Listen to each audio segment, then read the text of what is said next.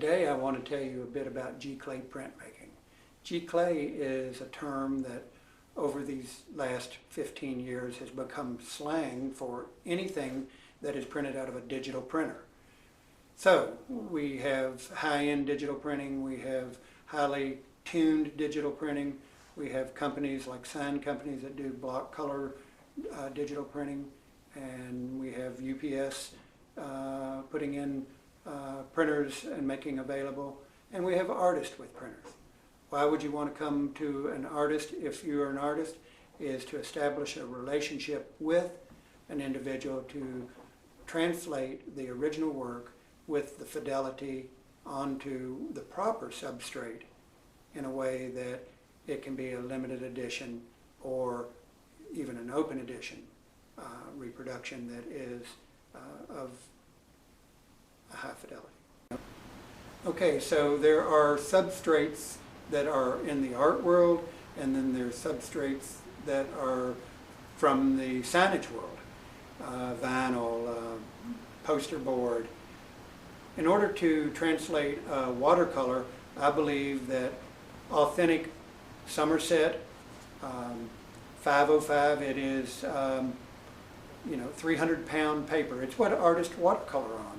One of the substrates that they watercolor on it's calibrated to our ink systems to give you the Revlon reds and the saffrons and the fuchsias that are in the full gamut of color.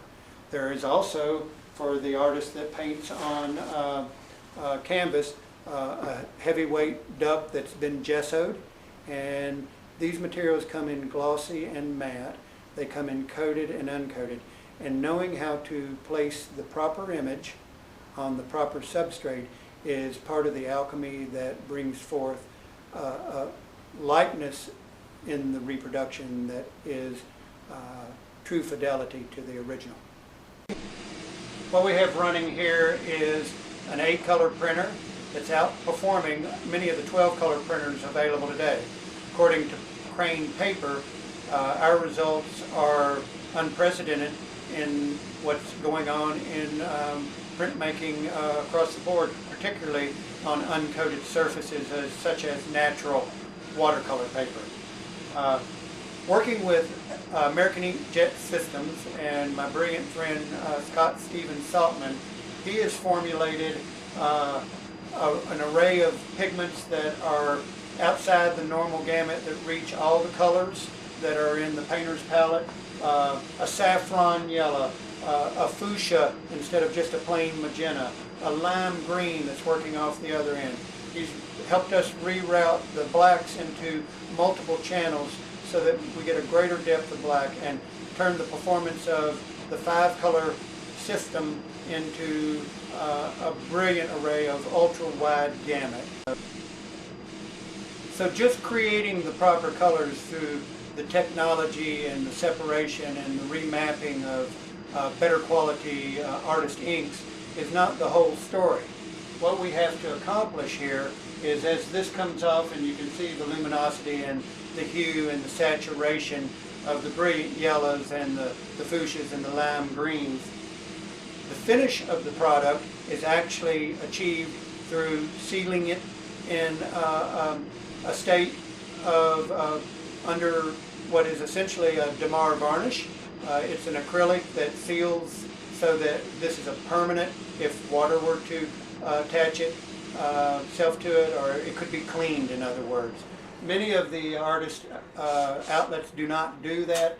It deepens the black, it spreads the range of the colors, and it's essentially the same effect that when an artist themselves, over their oils after several months of drying, does the Damar varnish, it gives it an extra pop.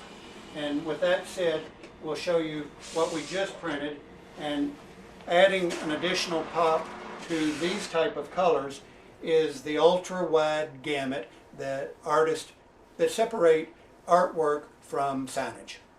The permanency of our color is out testing all the other major competitors by an amazing amount of lack of fadeness or steadfastness. The competitors are saying 40, possibly 50 to 100, possibly 200 years. Those same tests are not showing our colors as budging. The Willingham test are not showing our colors as having budged in what they claim to be 200 years. So we're very excited about the stability of these colors. After we've accomplished this, we then spray. We have a talented staff, and we spray a professional coat of an acrylic that allows us to either stretch or seal up the paper and give us that great depth of darkness and shadow detail revealed. It opens up the color range into a greater gamut. So you can see, after we have extended the color range into ultra wide gamut and sealed it to heighten the colors, that there is the final stage of presentation, which is, in the case of watercolor paper, making a proper decal by hand, which is to say that it gives it not only the hand-torn, handcrafted look, that we also have canvas that has to be wrapped, and in wrapping it, it can be wrapped on a thin depth or a thick depth, and the edges are blackened, and they're very nicely presented. There's also a third option that we're innovating into, which is a direct mount that does not involve the stretcher frame expense and labor expense, and they can be mounted in a box, and you can see that it is not stretched canvas, but it is mounted canvas, which is a traditional thing to reduce expense. All of this leads us to the frame department, where we can frame this work efficiently and beautifully for any home interior, any commercial installation, or any gallery in this country. So the conclusion and the climax to any great piece of art, after you have the ultra-wide gamut and the proper presentation, and is to find the client and what the client wants to present it, how you want to present it to the client. We do a beautiful silhouetted box. Mark Sweezy, the finest framer in all of Kentucky, in my opinion, utilizes these materials in the most creative ways. This can be on multiple depths. The mounted canvas that we do now can also be presented in a manner in which that it is silhouetted as well. So that makes a very contemporary presentation at a more reasonable cost.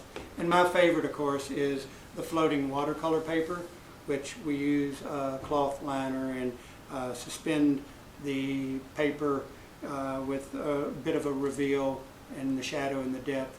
It really gives me the opportunity to let the client feel and touch and see the artwork as I experience it.